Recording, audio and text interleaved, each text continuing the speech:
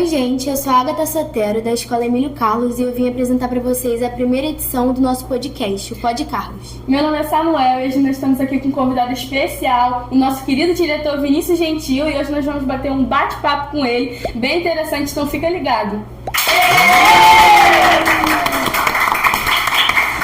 Eu queria dizer que para quem está aqui esperando esse podcast sair, é um dia muito especial. Sim. Eu estava com muita esperança de sair logo ainda em agosto. Saiu no último dia de agosto. A gente fez a gravação, então estou muito feliz e animado para bater o papo com vocês, beleza? Sim, claro. Então vamos começar aqui as perguntas. Então, quando que você pensou em ser diretor? Qual foi a sua inspiração, o seu rumo, assim, de você pensar na sua profissão que você tem hoje? E de professor também. Beleza, então, eu acho que começa tudo em ser professor. Eu, na verdade, em casa, eu tive essa inspiração com a minha mãe. Meu pai também foi professor. Meu pai foi professor da minha mãe, olha que legal. Meu pai novinho, assim, recém-saído da academia lá, ele fez uma academia militar, né? Ele fez e dava aula num cursinho para minha mãe. E aí minha mãe começou a ter um relacionamento com ele, com uma aluna, namoraram, casaram, e minha mãe foi professora depois de língua portuguesa da rede municipal. Saiu tem uns 5 anos. Então, tudo que eu, na verdade, me inspirei, acho que foi no meu próprio lar, né? Na coisa de ver minha mãe ali, minha mãe mexia com mimeógrafo, vocês não sabem o que é isso, sabe? Não. Eu rodava a prova com álcool e era manual, não existia computador, impressora, assim, computador que a gente imprime tudo. E eu ajudava minha mãe a fazer aquilo, via ela corrigindo provas e mais provas de língua portuguesa. Lá queria ajudar a colocar nota nas provas, ela deixava eu participar, e eu acho que veio daí esse meu interesse em ser professor. Então, direção só foi acontecer, assim, a ideia de pensar na direção depois de uma caminhada muito grande enquanto professor. Trabalhei muito tempo como professor e tal, e eu achava que seria legal ter experiência na direção, né? Porque eu sempre tive do outro lado da mesa na escola, né? Enquanto professor, sempre muito crítico. E sempre apontava que algumas situações podiam ser diferentes na escola. E aí, mas eu tinha que vivenciar isso, eu tinha que tentar fazer parte da direção para ver se eu conseguia implementar uma série de mudanças e tornar uma escola melhor, mais agradável, mais humana, que é o desejo que a gente tem nesse... Eu estou há 1 ano e meio na gestão, então ainda eu sou um bebezinho na gestão, apesar de ser já um veterano como professor. Até porque aqui nós daqui da Emílio Carlos adoramos a sua direção, né? Que bom, viu? Acreditem, isso é verdade. Ninguém aqui foi obrigado a falar disso, mas a gente tenta, pelo menos, mesmo com erros e acertos, né, tentar fazer uma direção mais humanizada e que seja aberta a vocês o tempo todo, que vocês utilizem da escola como espaço de vocês. Sim, né? Porque vocês sempre estão ouvindo nossas ideias, nossas ideias, nossos projetos que a gente tem para a Escola Emílio Carlos, e vocês fazem até as coisas assim que a gente pede. Exato. Assim. A escola pública é isso, né? A escola pública ela não tem dono. Donos somos todos nós. É a comunidade que é dona. São vocês que moram aqui no bairro, a gente está falando de Guadalupe, no Rio de Janeiro, né? Que é um bairro da Zona Norte do Rio. Estou certo, é Zona Norte? Sim, acho que é Zona Norte. Então, a escola, eu vou passar por aqui, quanto vocês também. Essa escola já existe desde 1964. Ano que vem faz quantos anos?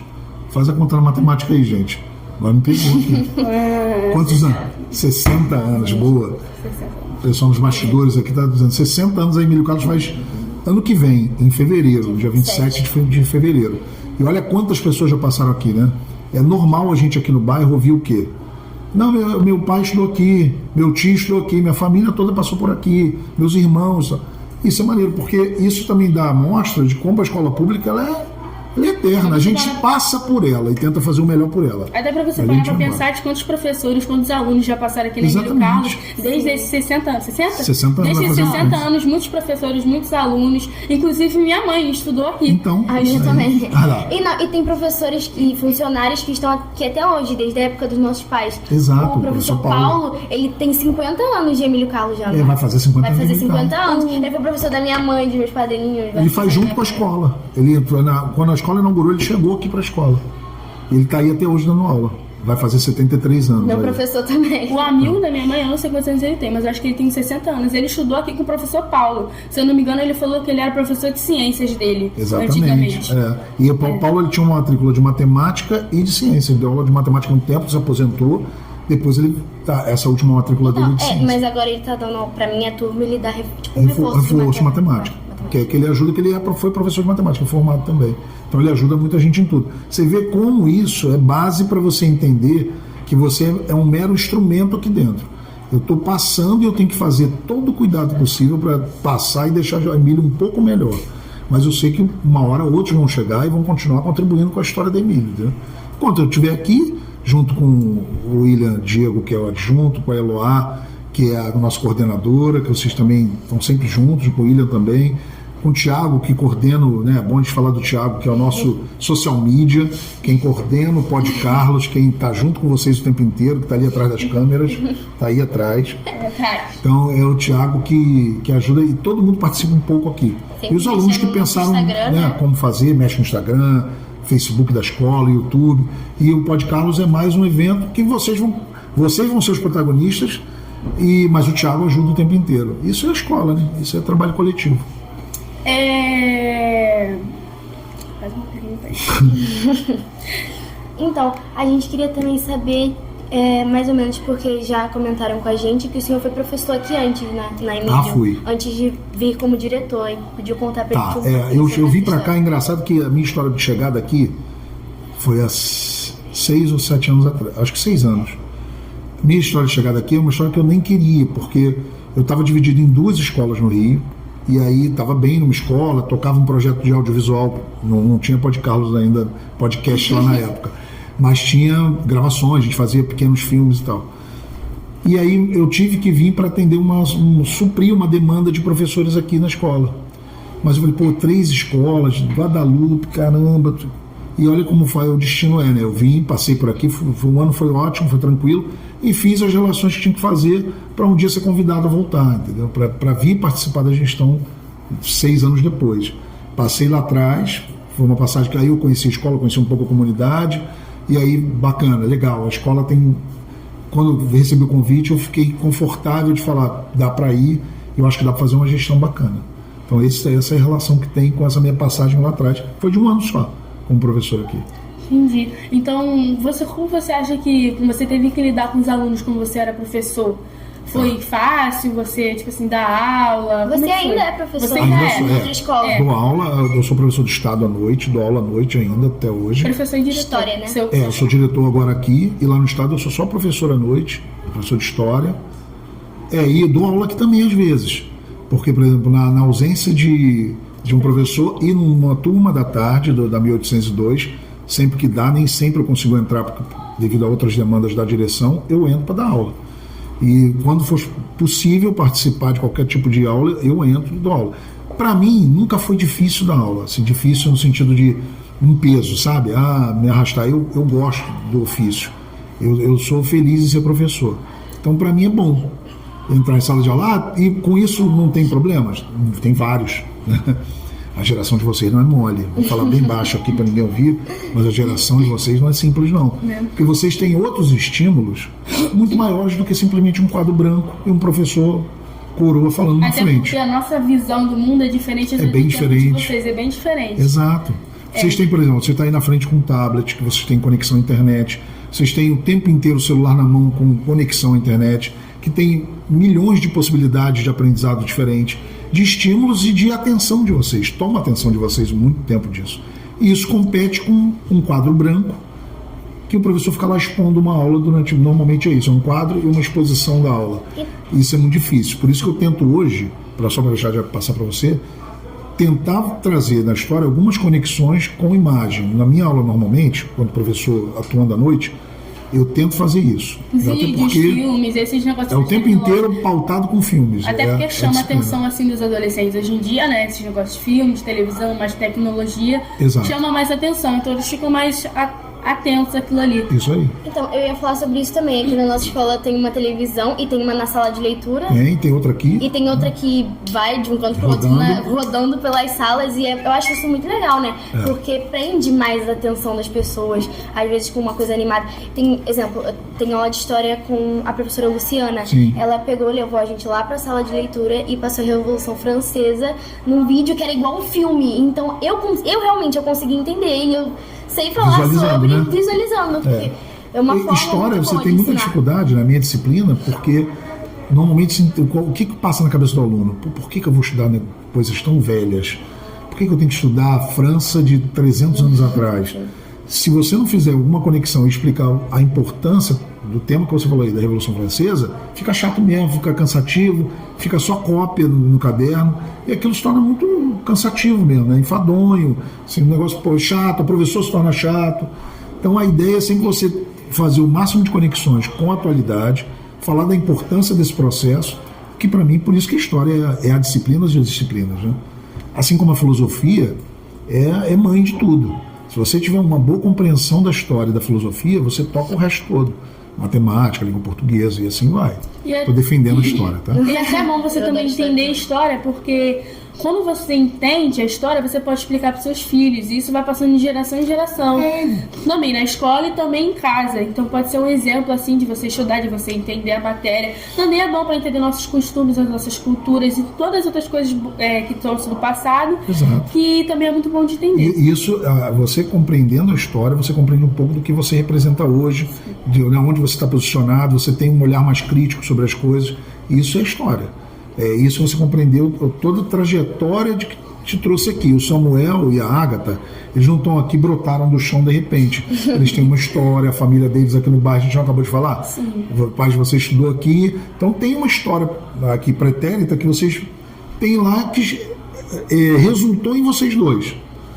Então vocês vêm de um passado de história que vocês estão fazendo. Os dois, eu também, nós três, todos que estão aqui atrás da câmera, são sujeitos históricos, né? Produzem história o tempo todo. Sim, e a gente estava falando sobre essas aulas assim que prendem mais atenção, digamos assim, e esses dias a gente também teve aula na quadra, aula ao ar livre, a gente fez um debate na aula de geografia com a Elisângela. Ela tá sempre fazendo esse tipo de coisa, eu gosto bastante de geografia também. Eu acho que prende mais atenção. Alunos que não participam geralmente em aula, assim, dentro de sala de aula, não estavam falando pra caraca. Participando no dia, participando da nossa roda de conversa. Então, a gente fez um debate sobre geopolítica. Então, esse é o desafio da atualidade, e é o mesmo desafio que vocês perguntaram no início agora aqui, né? Como é que é lidar hoje sendo professor? Não é simples, que eu estou falando, não é simples porque nem sempre você tem, como o professor ele trabalha demais, aí fazendo uma defesa dos meus companheiros de sala de aula, o professor ele nem sempre está com essa condição toda física e emocional de produzir coisa nova, porque é o ideal. O ideal é o professor ter o tempo absoluto para ele planejar cada dia de aula dele e vir com toda a força para encontrar vocês pleno, sem preocupações, cuidando só de dar aula. Mas a vida do professor no Brasil ainda não é assim. Eu espero que, não sei se eu vou ver, né? Eu vou fazer 50 anos em janeiro. Então eu espero que as novas gerações, daqui a 10, 20 anos, o professor já compreenda o professor de outra maneira.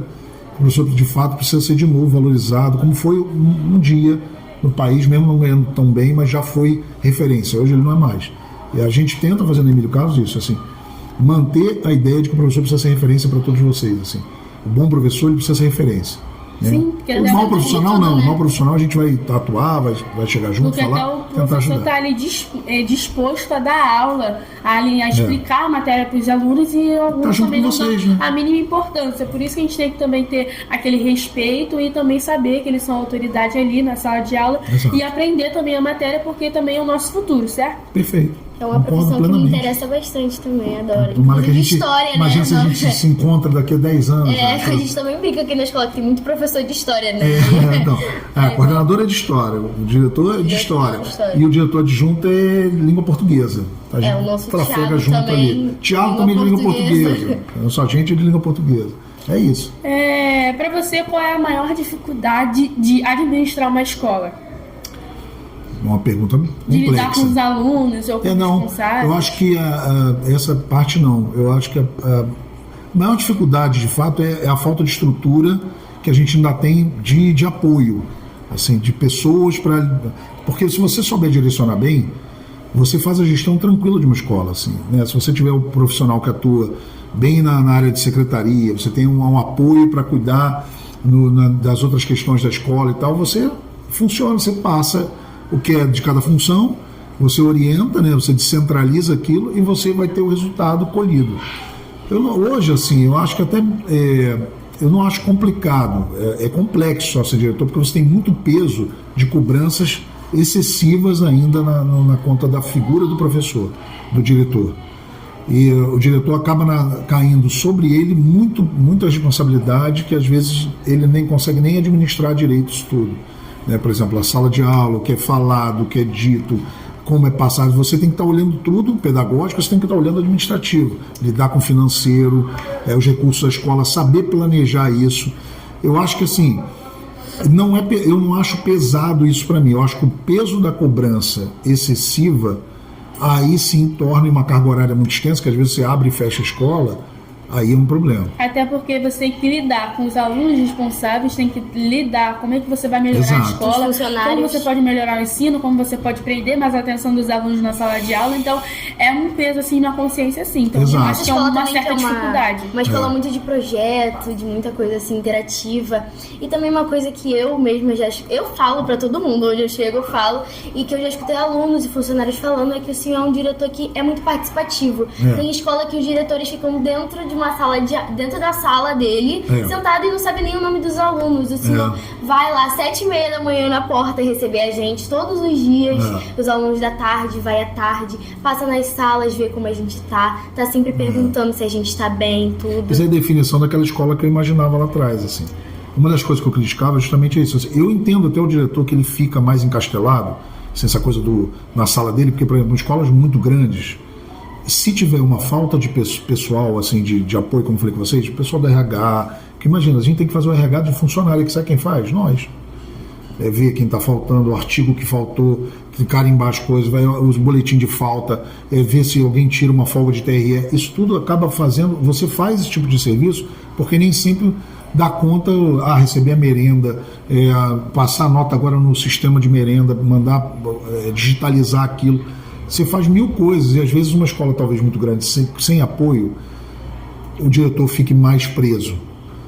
E tem um perfil também, tem gente que gosta mais do burocrático, né? E eu acho, na minha posição, assim, minha visão de diretor, de que eu imaginava era, eu tenho que fazer as coisas administrativas que são minha função, mas eu jamais posso deixar de abandonar o pedagógico, de lidar com todos os alunos e falar com os pais na frente. Eu não posso fazer isso, eu não posso deixar de fazer isso, eu tenho que fazer.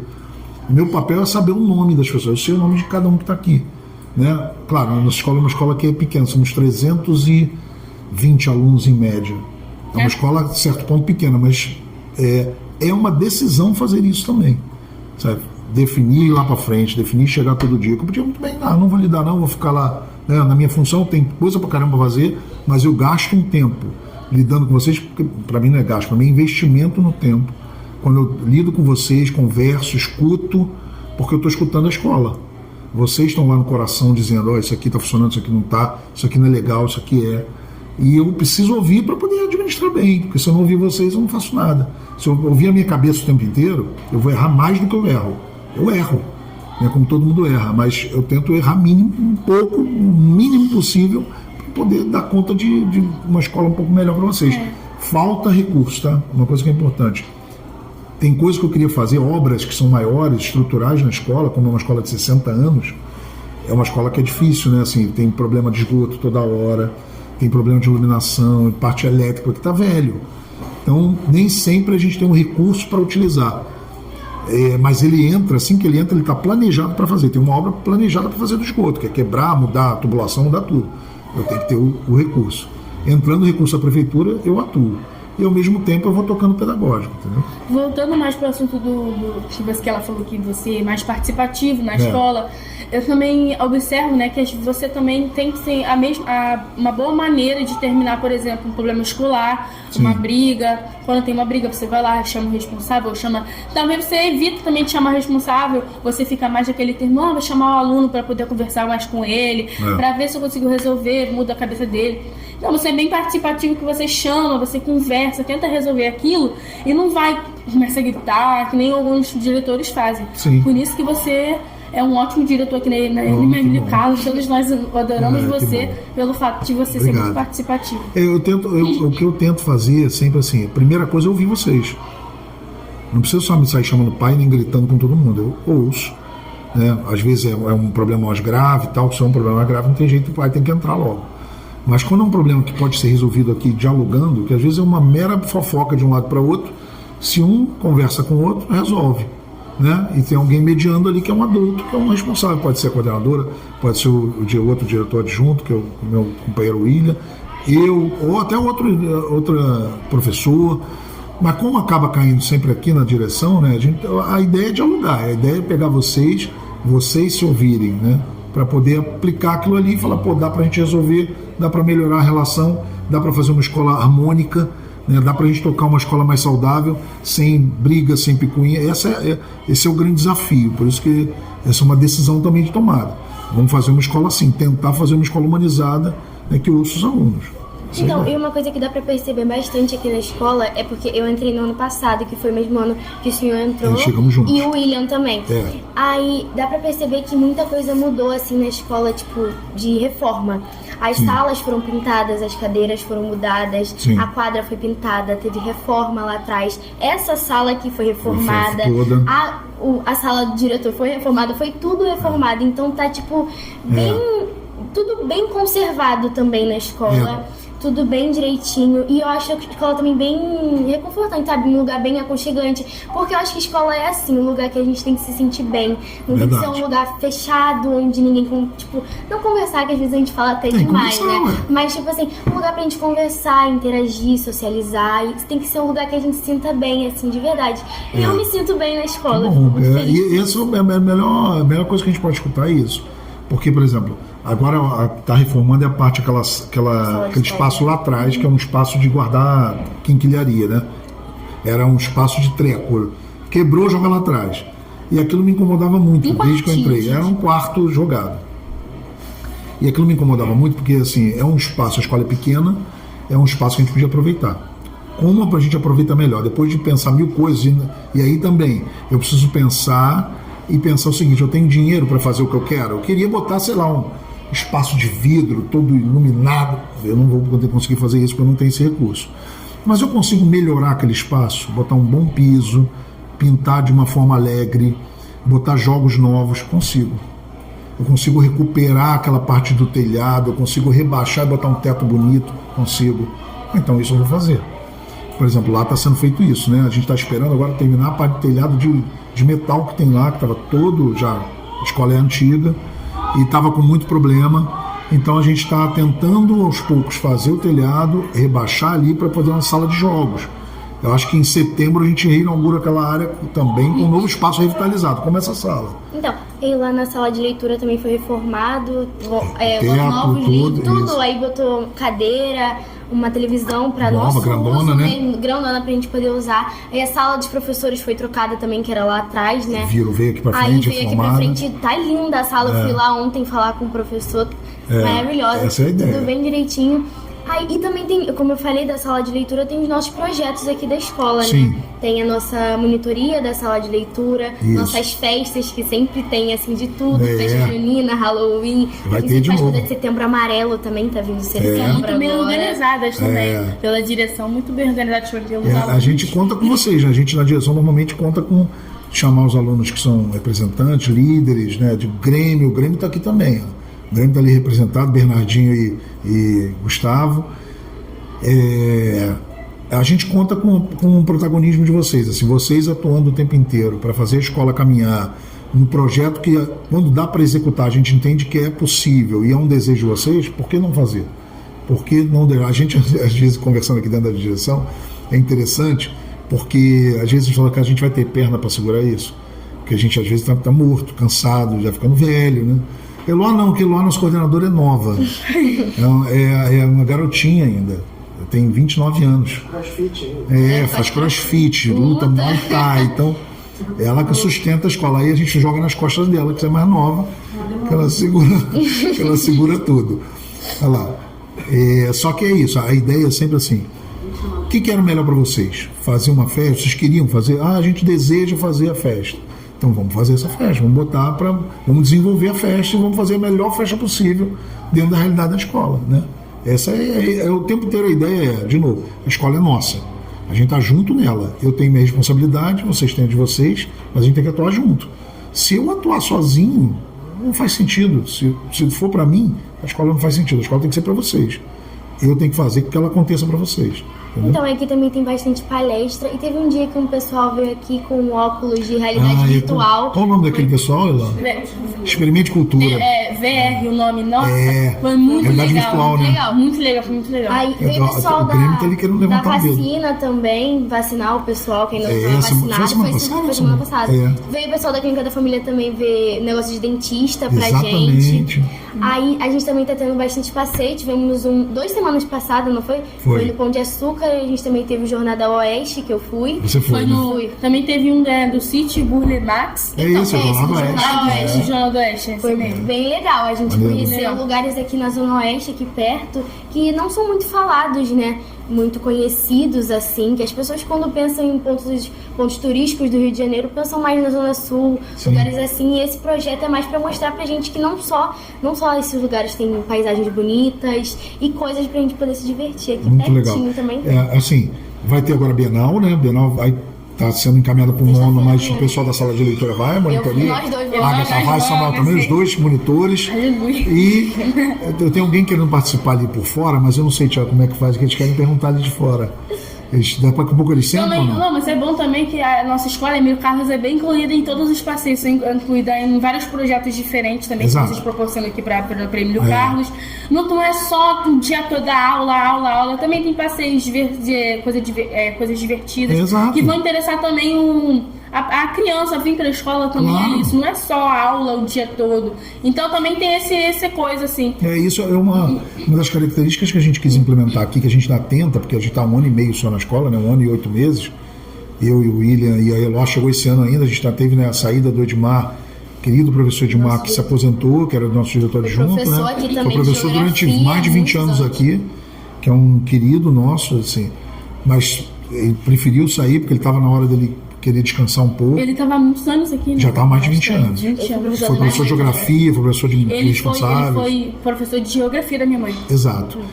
Então a gente teve mais uma mudança esse ano, mas uma das ideias é a gente o tempo inteiro assim pensar em produzir uma escola que não fique só nessa coisa, como eu falei com vocês, de quadro branco, exposição e aula cansativa e chata. Sim, tivemos campeonato de jogos esses dias também. Intersalas, né? A gente tem o tempo inteiro tenta fazer. Tivemos o de games, né? Que a gente tem um game aqui que a gente comprou com jogos de matemática também para poder implementar. Então a gente tenta fazer uma diversificação gigante na escola para isso, para que você não venha falando, pô, hoje é mais um dia cansativo. Não, hoje pode ser um dia muito legal, como o Experimente Cultura, que foi um dia assim, né? Vamos fazer com o 8º ano, vai ser a turma tal e vocês vão lá experimentar o VR. Nossa, e a escola toda aproveitou um pouco. Foi muito bom a experiência. Foi muito legal. Eu botava óculos de futebol, tinha as montanhas, os vulcões. Era um museu, não era? Era um museu. A gente fez uma visitação no Museu do Canadá. Tinha até uma moça lá explicando assim, com óculos. E aqui é o Museu do Amanhã, de manhã, não foi, Tiago? Foi o Museu da Manhã. O Museu da Manhã, na parte da manhã, e o Museu do Canadá, a gente fez uma viagem virtual para o Museu do Canadá, com alguém lá explicando e a gente entrando aqui. Se eu não me engano, eu já fui no Museu da Manhã, acho que foi em 2017. Nossa, foi muito legal. O Museu da Manhã é ótimo. Muito legal. E vai ter mais passeio, tem Bienal e tem um passeio ainda para o final do ano. Me disseram que vai ter um negócio de sítio com piscina. Pode ser que tenha. Sim. A gente está vendo como faz na formatura. Tomara que eu mas aí ainda está em estudo, não dá para prometer nada ainda não. Então, agora já para um negócio mais direto, assim, mais pessoal, assim. Tá bom. Bom? Fala um filme marcante na sua vida. Caraca, filme eu gosto muito, tem muitos filmes. Agora, qual seria um filme marcante, Agatha? Que você se inspira, tipo assim, eu vi aquele filme, eu gostei daquele filme. Eu só gosto muito mesmo. Ou você gosta muito mesmo. Assim, tem uns filmes. Eu sou mais de série. Eu vou falar de filme, mas assim, tem uns filmes legais que eu já vi, assim. Uma série que é uma série mais antiga, mas é uma sequência de filmes mais antigos que é muito boa, que é Poderoso Chefão, eu acho sensacional. Eu gosto de um filme que também é um filme dos anos 90, acho que final dos anos 90, que é mais na pegada histórica, que é O Coração Valente, eu gosto muito. Tem muito filme brasileiro que eu gosto, assim, eu estou tentando lembrar os nomes aqui. É porque são muitas variações de muita coisa, filme eu nunca não pensei nessa pergunta. É porque filme eu também não assisto muito, eu assisto mais série e documentário. Eu também, eu gosto muito de documentário. Série, por exemplo, tem uma que eu acho assim, sensacional. Para mim a melhor das séries que eu vi foi House of Cards, que é Netflix. Vikings também, né? Eu acho sensacional. E tem muitas. Peaky Blinders eu acho legal, Narcos eu acho legal pra caramba. E tem muita série boa. Entendi. E sobre o seu estilo musical? O que o nosso Eu sou rock and roll, gosta de rock and roll puro. Rock and roll, rock. Eu gosto É do muito. rock. E rock and roll tem uma banda que pra mim é a banda que eu sou apaixonado, com o Led Zeppelin, que é uma banda dos anos 70. Eu nasci nos anos 70, mas eu não vivi os anos 70, mas a minha música está localizada ali. Nos anos 80 também tem bandas que eu gosto muito, mas Led Zeppelin pra mim é a banda, e o rock and roll é a minha trilha, assim. Se o meu carro, se eu for chegar, vai estar tocando rock and roll. Então, a minha mãe, minha madrinha também, o pessoal escuta bastante e blues rock. também, Minha mãe também escuta umas músicas mais nacionais que eu também gosto. Também escuto. Aqui minha mãe me ensinou tipo, a escutar mesmo Legião Urbana, umas coisas isso é assim, fundamental maravilhosas, escutar. fundamental, né? E tem uma coisa assim, apesar de eu ser rock and roll e minha trilha ser o rock and roll sempre, assim, no carro, onde eu paro para ouvir música, é interessante falar assim, eu ouço coisas brasileiras que eu gosto muito, que eu acho que aí me conecta ao Brasil de uma forma muito especial. O samba mais antigo eu gosto muito, né, assim, sabe, aquele samba partido alto e tal. Eu acho interessante, eu não paro para ouvir, assim, ficar uma tarde ouvindo samba. Mas eu gosto da melodia, eu gosto de ouvir o samba como uma conexão brasileira, sabe? Assim, e o rock and roll brasileiro também, assim, Barão, Titãs, Paralamas e tal, que é a galera ali dos anos 80. A música brasileira mais antiga, eu gosto muito de Los Hermanos. E Legião, como se fala, Los Hermanos, é um pouco mais recente, mas eu não ouvi tanto, mas essas são bandas que eu acho legal pra caramba. Falando nesse negócio de filme, também tem vários tipos de filme, né? Ação, comédia. Mas esse negócio de ação, de herói, qual um herói que você se inspira? Herói, eu tenho um herói que eu gosto. Eu tenho 3 filhos, né?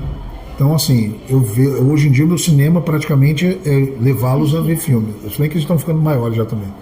Mas eles gostam até hoje. E o super-herói que eu sempre adorei, desde moleque, gosto até hoje, é o Homem-Aranha. Eu acho o Homem-Aranha mais humanizado. Então, como eu gosto de coisa muito... Sabe, aquela relação dele parece mais próxima de um ser humano do que outra coisa. Novo do Homem-Aranha 2024. Eu gosto mais dele. Eu sempre gostei. Vai ter 2, o Aranha Verso... Ele agora, saiu um agora. Mas vai sair outro agora. Porque, cara, foi um corte seco no meio do filme. Um negocinho que tava quase assim. Eu gostei do filme, mas ele seco. O filme foi bom, mas fez um corte seco assim. Ai, a minha ansiedade começou a atacar. Eu gosto muito de filmes de super-herói, eu vejo todos eles, tá? Não, mas agora você falou que gosta do Homem-Aranha. Então, é DC ou Marvel? O que você gosta mais em geral? Marvel, assim, Marvel. Eu acho Marvel mais eu gosto mais de Marvel também. Tem muitos heróis da Marvel que é muito mais DC tem mais desenho Eu não animado, essas coisas. Eu não fui de ler quadrinho, então assim, tem muita gente, tem muitos leitores de quadrinho que criticam muito esses filmes. Eu tenho alguns amigos que são radicalmente contra, uma série de coisas, eu gosto mais da DC. Eu não sou esse leitor.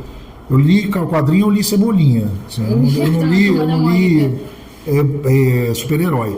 Eu sempre vi filmes, então, e gostava quando criança. Então, pra mim, o Homem-Aranha ainda hoje é o super-herói. Assim, eu gosto muito da Marvel também. Eu faço sempre todos os filmes da Marvel. Assim, eu também, todos eu vejo. Tudo. E da DC também, sendo que eu também vejo. Não tenho nada contra o DC. Eu só, assim, preferencialmente, talvez a Marvel pra mim seja melhor. Eu também lembro da época que lançou Vingadores Ultimato, que foi do Thanos. Foi Nossa, campeão de bilheteria. Foi campeão de bilheteria. Eu vi, foi maravilhoso o filme. Também na época da Marvel também. Porque eu também sou muito fã da Marvel, essas coisas de Marvel, assim. Também quando eu era menor, eu achava que DC e Marvel era a mesma coisa. Porque eu também, não tinha nenhuma separação. Batman juntava com a Marvel, eu achava que era tudo igual, mas não é. Não, tem lá agora a separação. Mas eu também não fazia nenhuma distinção. Hoje em dia que eu entendo isso. Tá. Mudando um pouquinho de assunto, a gente sabia, né? A gente sabe que você já foi pra TV, já apareceu na TV. Mas participante, assim, no...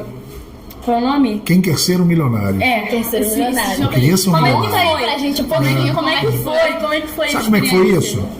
É aquela coisa bem básica, acho que de todo brasileiro que fica vendo o programa em casa. Eu ficava vendo as perguntas, eu gosto de perguntas de quiz, né? Ficava vendo aquelas perguntas e ficava respondendo. Isso eu sei, isso eu sei. E o cara não sabe, não, isso é mole. E aí a minha esposa fala, vai, cara, vai um negócio desse, ganha um dinheiro, quem sabe tu ganha um dinheiro. Eu falo, não, cara, mas chegar lá na hora é complicado, porque, a pergunta é muito genérica, são perguntas que podem cair qualquer coisa, assim. Quem inventou, sei lá, a persiana? Eu não vou saber. Porque o conhecimento geral eu tenho, mas eu não vou saber todas as coisas. Eu falo, não, ela me inscreveu. Ela me botou, entrou num site lá e me botou. E aí daqui a pouco me ligaram, mandando, pô, não, só, a gente tem umas perguntas, você escreveu? Eu falei, tá bom, não escrevi isso não. Aí ela tinha me inscrito e aí começou o processo, lá em 2020 começou o processo. Só que veio a pandemia, o negócio parou, não entraram mais em contato comigo, eu fiz umas 2 ou 3 baterias para chegar até o programa, parou, eu achei que tinha morrido, assim, não tinham me escolhido e tal. 21 voltou, no final do ano, mas também estacionou, de novo eu achei que não ia, e aí 22 veio de novo, assim, mas veio muito rápido. Quando entraram em contato comigo, falaram, a gente vai retomar aquele projeto, porque parou, mudou a empresa, alguma coisa assim lá na Globo, de produção, né? Mudaram o modelo, e a gente quer continuar no processo? Eu quero, pô, porque aí a ideia era, pô, quem sabe eu consigo, né, um dia, imagina, professor, que já não ganha muito, diretor também não ganha, então, assim, um dinheirinho ganhando extra vai cair bem, né? E a ideia era essa, falei, pô, quem sabe eu consigo chegar ali, sei lá, o máximo possível. A experiência, aí eu cheguei até o programa, fui até a final, então fui chamado. Só que mudou o formato, enfim, eu tive que... Era uma competição no dia para ver quem podia responder. Eu já comecei a ficar cansado, porque eu fui uma vez gravar, não consegui responder. Eu dei o ultimato, falei, cara, não posso ficar fazendo isso, assim, eu não posso ficar vivendo até umas 10 horas da noite na Globo gravando. Eu vou a segunda vez e se eu não conseguir responder lá mais rápido, que era quem respondia mais rápido, eu vou desistir. E eu consegui. E aí entrei, e assim, foi uma experiência muito legal, porque só em participar ali, né, coisa de você, como a gente está fazendo aqui, microfonar, lidar com um estúdio gigantesco, frio pra caramba, e olha que eu gosto de frio, mas gelado a beça, que aí você sente mais o peso daquilo ali, com plateia, com, sei lá, umas 10 câmeras rodando em cima, o Luciano Huck, a luz pra caramba em cima, maquiagem, cara... Fiquei lá, minha mãe adorou, minha esposa também adorou, pô, adoraram, eu levei as duas, adoraram se maquiar, ficar no estúdio da Globo, a gente tinha um camarim pra gente exclusivo, então elas adoraram. Eu já estava ficando meio cansado daquilo ali, assim, do processo, porque eu achei que ia ir lá gravar e ir embora. Pô, ganhei ou não ganhei, que é cansativo. Eu passava assim, final da tarde até a noite, esperando para gravar. Pra no outro dia ter que trabalhar manhã cedo, 5 horas da manhã acordar de novo, não vou aguentar isso. Não ia pouco, né? Você acordava acabado, não era? Aí, até porque a participação em si foi muito legal. Ganhei pouco dinheiro. Quem te ajudou pouco dinheiro não, 20 mil é muito dinheiro, mas não resolve a vida de ninguém, né? Sim. 20 mil, paga a dívida, acabou. Ele entrou, saiu, assim. O gente ajudou, foi o nosso diretor adjunto também, não foi? Foi. Eu lembro, eu assistia e ele eu coloquei o William para me ajudar se tivesse alguma pergunta. Ele me ajudou, entrou e que podia perguntar, né? Pode consultar um amigo e tal. Foi o William que entrou. O William, é legal falar nisso, o William ficou famoso. O William ficou famoso. O William mandou uma mensagem para mim assim que acabou o programa. A gente começou a se falar e falou, cara, teu Instagram começou a ficar maluco? Eu falei, começou. Por só de gente querendo falar comigo, ela entrando, seguindo. Ele falou, o meu também. Eu falei, cara, o cara apareceu 20 segundos na televisão. E o pessoal procurou ele na rede. Não, se você falou mesmo da nossa escola, né? Falou assim, falei, beijo pra minha escola, Emílio Carlos. Isso aí, falei daquela diretora da rede. Eu né? nem sabia que você tava passando, eu tava sentada no sofá com os meus avós, aí minha avó tava passando, oxi, meu diretor da minha escola, aí o pessoal foi para primeiro, pela vergonha, né, de falar, pô, eu vou falar que eu tô no programa, você não sei nem como é que vai ser minha participação. Tinha um receio de falar, vou passar vergonha, imagina. Graças a Deus, não. Eu não passei vergonha nas questões de história, respondi, as de história caíram, eu respondi. O que eu parei foi... Eu nem lembro mais agora que eu parei, cara. Eu sei que tinha uma questão de bairro, qual dos 4 ali não era um bairro de Los Angeles. Brincadeira, eu nunca fui em Los Angeles. Quem foi também não vai saber aquilo ali. A não ser que o cara seja um profundo conhecedor do Los Angeles, né? Até um produtor que tinha lá, o Luciano Huck, depois, quando acabou, falou comigo, pô, eu também não sabia sair, não. O Luciano Huck deve ter 3 casas em Los Angeles. Tô brincando, Luciano Huck, não sei se tem isso não, mas ele tá acompanhando a gente essa hora. Maravilhoso. Então, assim, a experiência foi sensacional, assim, ter participado, apesar de ser cansativo, a gravação não é mole, quem fica ali fica o dia inteiro esperando. E as cobranças que você tem que fazer para poder participar. Já alcançasse. Mas valeu pra caramba, assim. Valeu, todo mundo adorou, minha esposa adorou, minha mãe que foi adorou, ter participar. A nossa escola no passado também apareceu na Globo, não foi? Exatamente. Teve gravação, eu apareci, inclusive, dei entrevista pro André Trigueiro. O André Trigueiro. Nossa, aí ele foi didática. Maravilhoso. Aqui, como é que A Globo já é de casa. De casa. Direto. Maravilhoso. O André Trigueiro, para quem não sabe, né, veio aqui fazer uma matéria sobre a monitoria, né, como é que funcionava a monitoria e tal. E a gente deu entrevista a ele, pô, isso é muito legal, né? A gente está aqui explicando um pouco como é que a gente estava fazendo e tal. E lá vocês... É mais um ótimo projeto. Segue no Instagram. Ela segue no Instagram a escola. Escola Emílio Carlos. Isso aí, Emílio. É isso. Deixa eu ver aqui. Então, posso fazer uma pergunta? Pode. Eu queria saber como que é a relação sua com a sua família em relação profissional, assim. O que eles pensam sobre isso? Porque você não deve ficar, tipo, muito em casa, assim, né? O dia na escola e a noite em outra escola. Então, como é que é? Porque você já disse, você tem 3 filhos, né? Esposa. Como é que é pra você? Até porque esse negócio aí que você fala, você tem pouco tempo com a sua família, né? Você tem uma escola ali, aí você vem pra Emília e vai pra outra escola. Daqui eu saio pra outra. Você trabalha só em mais uma outra escola? Mais uma só.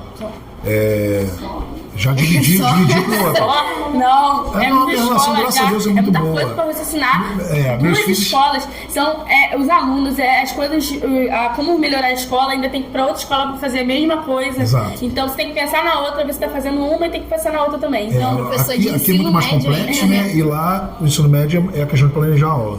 Que aí eu dou o trabalho que tem que planejar. Lá você é professor? Sou professor. Tá. Sou professor. Professor de história. A grande questão eles entendem que o processo é esse mesmo, da vida de um professor é assim, para você ter minimamente, dar condições a eles de fazerem algo um pouco melhor. Me cobram, claro, nessa coisa do fica hoje aí, que às vezes dá tempo de eu sair daqui e passar em casa tomar um banho. Quando eu passo em casa para tomar um banho, se é 5:30 da tarde, 6 horas, eles ficam, pô, fica hoje aí, mano, vai não. Não, fala lá que tu não vai, tá cansado. Eu não tem como, pô, eu trabalho. Estão me esperando lá. Né? Eu moro em Nova Iguaçu. Então, eles estão me esperando, né? Os alunos também estão me esperando. Eu tenho que estar lá para devolver a mesma coisa. A entrega que eu tenho aqui, eu tenho que estar lá. Até porque é público também, né? Do Estado. Então, eles entendem, mas eu sei que ressentem na minha presença às vezes, né? Nem sempre eu posso ir, por exemplo. Às vezes eu estou na festa de vocês aqui, mas não posso ir na festa deles. Porque eu estou na festa de vocês. A deles lá na escola que eles queriam que eu estivesse lá, às vezes eu não consigo chegar. Mas faz parte. Eles entendem isso. Minha esposa também é da área, é professora também, mas dos pequenininhos, né, pedagoga. Hoje atua lá na rede de Nova Iguaçu, então ela conhece bem o que é uma escola, trabalhou na Secretaria de Educação também, tem um passado de experiência gigante também na educação, então conhece bem e segura mais as pontas lá com eles, né? Essa é a ideia, mas eu sempre que eu posso, final de semana todo com eles, o tempo inteiro, então, eu me dedico o tempo todo. E chego à noite também, vou lá, a gente conversa, senta junto. Sempre que dá uma folguinha, eu tô lá com eles à noite, batendo papo. Bom, então, o pessoal ali da produção tá enrolando, né? Falando que já deu horário. Já deu horário da gente trocar de dupla. Então, pessoal, agora a gente vai trocar para outra dupla que vai vir entrevistar também o diretor. Muito obrigada pela participação também. Então, tchau. Continuando, gente, com o diretor Vinícius, e o meu nome é Camille. E o meu é Stephanie. E estamos aqui para continuar o bate-papo com o diretor. Então, diretor, eu queria te fazer uma pergunta que todo mundo quer saber. É mesmo? Já foi seu primeiro objetivo ser professor ou já quis outra coisa? Já quis outra coisa. Já quis outra coisa, porque pela minha paixão com futebol.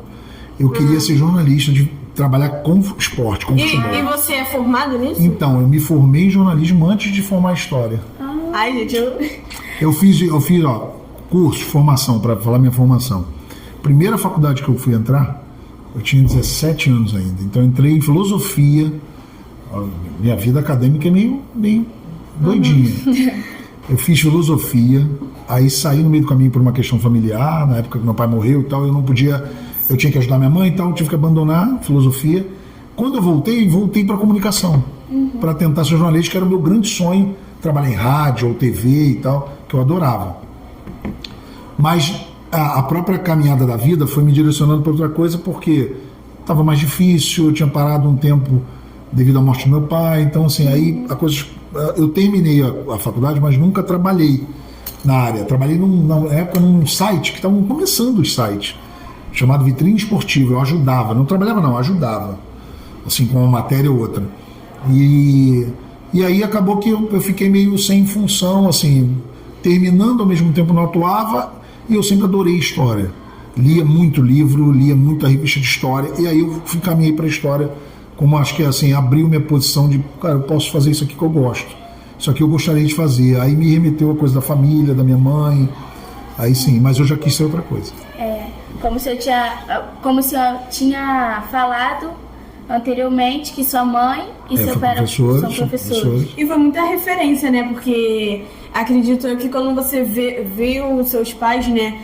Tipo, sendo professor, assim, você também falou, eu quero também participar, né? Desse sonho também. Exato. E o senhor tem algum sonho da escola, assim? Então, é legal a gente pensar no seguinte, essa coisa, meu pai, por exemplo, meu pai que deu aula para minha mãe, né? Ele depois não seguiu a carreira. Ele deu um pouquinho de aula depois, mas era o interessante no meu pai. Na minha mãe foi inspiração pura de aula. Minha mãe tinha uma coisa chamada aula show, que eu lembro que ela fazia, com música, sabe? Que era aquilo, eu achava muito legal aquilo ali. Eu fui aluno da minha mãe. Na segunda série, na época antiga série, né? Hoje era o 3º ano. Fui aluno dela, que não foi muito bom não, porque eu nunca podia ganhar nada. O concurso das redações que ela fazia eu nunca ganhava, porque ela, senão parecia que ela ia proteger, né? Saco. E eu nunca ganhei nada com a minha mãe, eu nunca era sorteado para nada, porque senão parecia proteção. Que foi um ano complicado para mim, porque eu adorava participar, fazer, ser xerife em festa junina, sempre perdia. E meu pai era muita inspiração de disciplina de estudo. Eu aprendi a estudar muito olhando meu pai. Assim, meu pai, antes um pouco de morrer, meu pai morreu cedo. Mas eu via meu pai estudando, sabe? Meu pai se formou em analista de sistema, né? Depois de matemática, ele fez matemática pura e aplicada.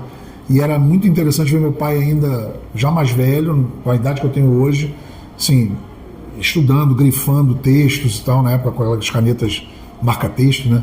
Eu achava aquilo mó barato, meu pai se dedicar à noite a estudar e tal, e por isso para mim sempre foi fácil. E aí você falou do sonho da escola, né? Uhum.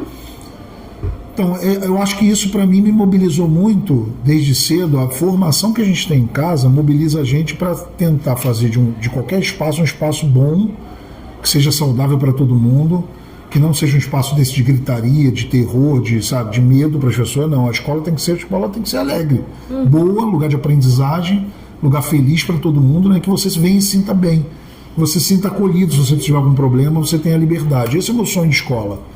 A escola que eu imagino é uma escola livre, sabe? Com pensamento livre, crítica, ao mesmo tempo com professores dedicados, com um trabalho muito dedicado em cima de vocês, focado no ensino-aprendizagem. Essa é a ideia. E também tem que ter muita responsabilidade, né? Para lidar com a escola, para comandar uma escola. É difícil nesse sentido, assim, porque hoje eu acho que é muito pesado ainda. O trabalho do diretor tem muito peso sobre as costas do diretor. Seria interessante que a gente tivesse mais estrutura de equipe, direcionasse mais o trabalho, sabe? Se tivesse mais apoio, por exemplo, a gente atua como prestador de conta, trabalha com dinheiro. Sim. Então seria bom ter alguém ali no apoio financeiro, né?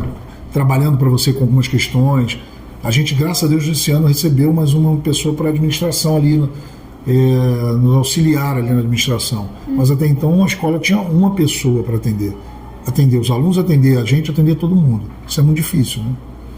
É uma pergunta que eu gostaria muito de saber, porque eu gosto. Queria perguntar também da também. Com o quê? Se ainda terá robótica na escola. Ou então, falando em sonho, esse é um sonho, porque essa sala que está aqui, e aí e até por uma questão aí voltando lá no início do podcast, da gente tentar trabalhar uma escola que se aproprie das realidades que estão sendo colocadas nesse mundo, né? Assim, a robótica é uma possibilidade, ela não é a única, não é o único caminho, não é nada disso, mas ela é uma possibilidade, que você coloque a aprendizagem, um modelo prático, se conectando com muita tecnologia, né? A gente aqui implementou no passado um projeto piloto, com algumas poucas aulas, mas o grande desafio qual é? A sala está preparada para receber, e aí a gente faz um apelo lá para o secretário de educação, faz um apelo para ele.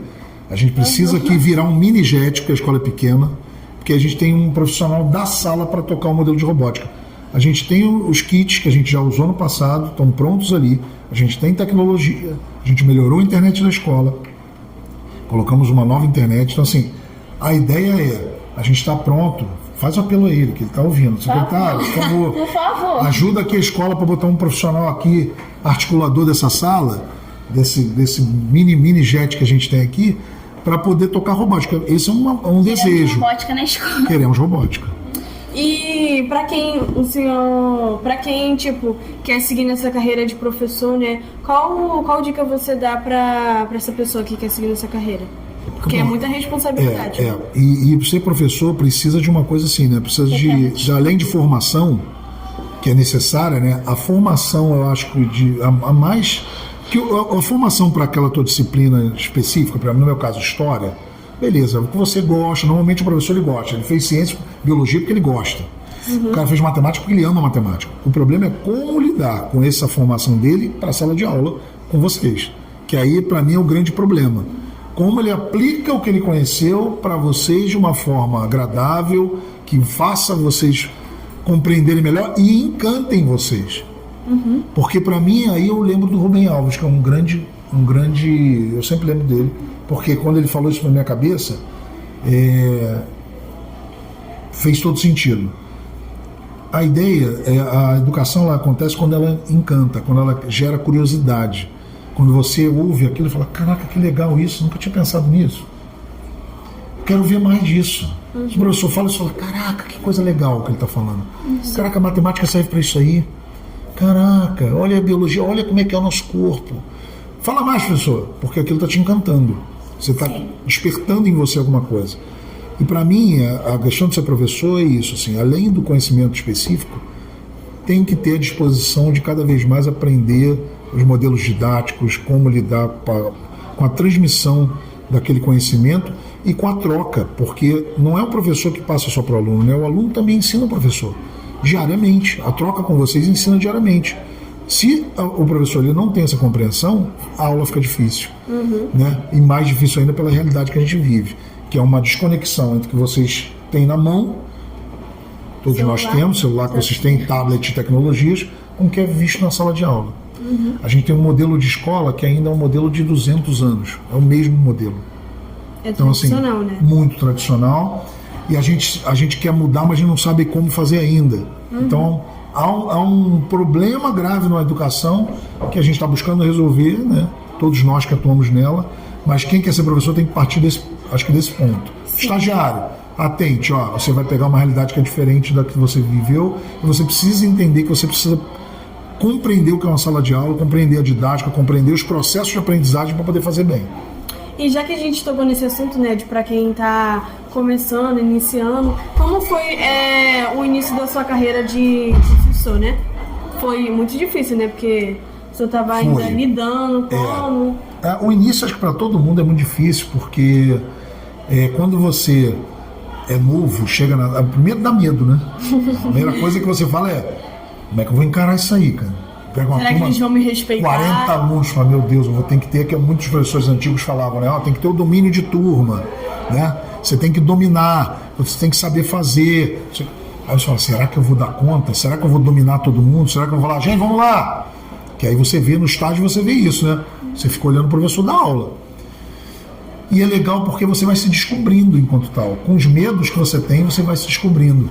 E é legal que toda vez que você entra para dar uma aula numa turma nova, você sente ainda um friozinho, porque você fala, são novos, não me conhecem. Não conheço. Eu não os conheço, e vai ter sempre um risinho, não sei o quê, o aluno que quer fazer uma gracinha. A imaturidade, né? Então, mas isso aí você tem que lidar, é da adolescência, da juventude, né?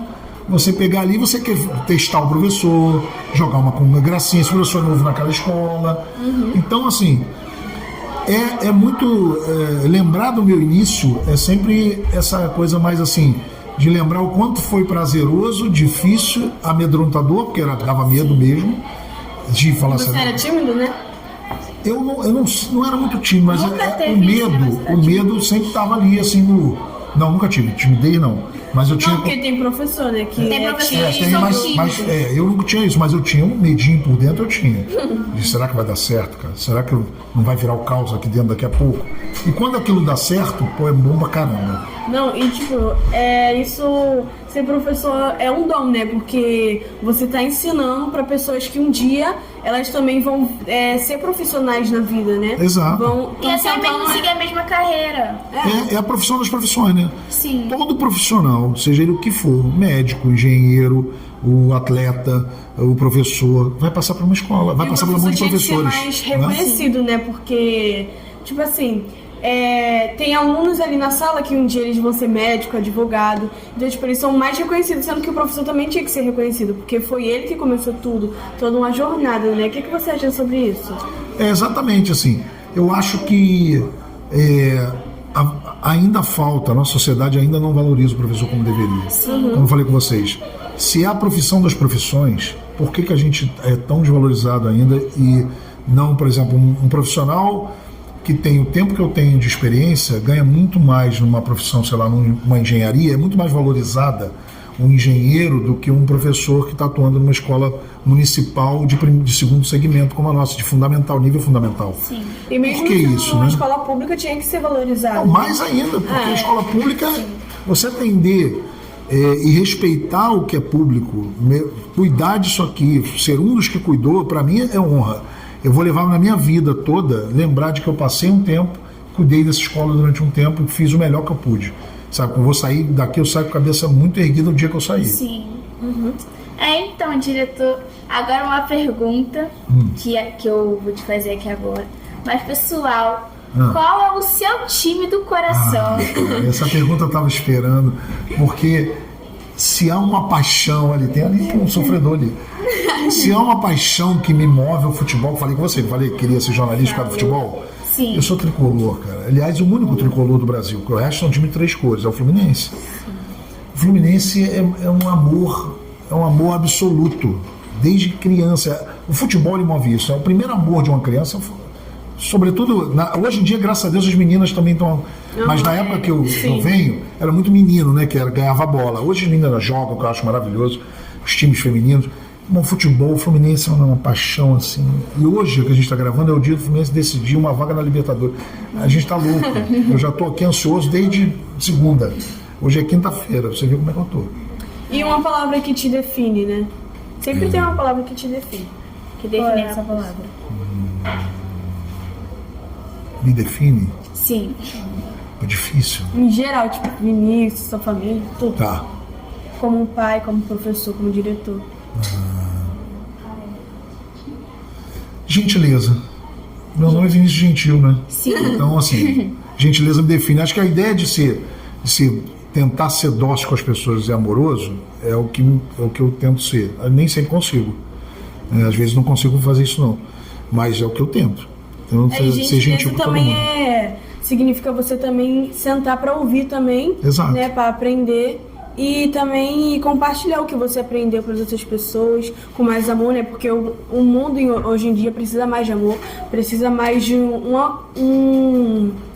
mais conselho, né? Porque as pessoas estão vendo muito com uns outros olhos, não estão vendo mais como amor. Existe muita violência, né? Sim. A gente vive num mundo muito violento, muito disputado, e eu acho que isso, a gente esquece algumas questões que são importantes. A ideia de ser gentil, de ser doce, tentar ser amoroso, receber bem as pessoas com um sorriso e tal, é importante, né? Para começar o dia, para passar o dia bem. Eu sempre tento levar o dia leve, entendeu? Já diz, né? Gentileza gera gentileza. Pronto. Sim. É isso aí. E falando de amor, né? Quantos filhos você tem? Beleza. Tem 3, eu cheguei a falar, Manu, 17 anos, Arthur, que tem 13, faz 14 em dezembro, da idade de vocês aí. Arthur tá no 8º ano. Sim. E a Bia, que é pequenininha, que 7, faz 8 agora, dia 21 de setembro. Olha. Então, diretor, muito obrigada pelo senhor participar da nossa primeira entrevista aqui do podcast. E é isso, gente. A gente agradece, né, pelo a gente trazer o diretor aqui na nossa primeira entrevista do podcast. Foi ótimo, eu adorei ficar aqui. Obrigada. E aí, mas gente, fica mais horas, atento, né? Acesse as nossas notificações pra vocês não perderem nada. E ficar ligado. E segue, curte, compartilha. E é isso. Amamos vocês. Primeiro podcast Valeu, muito. gente.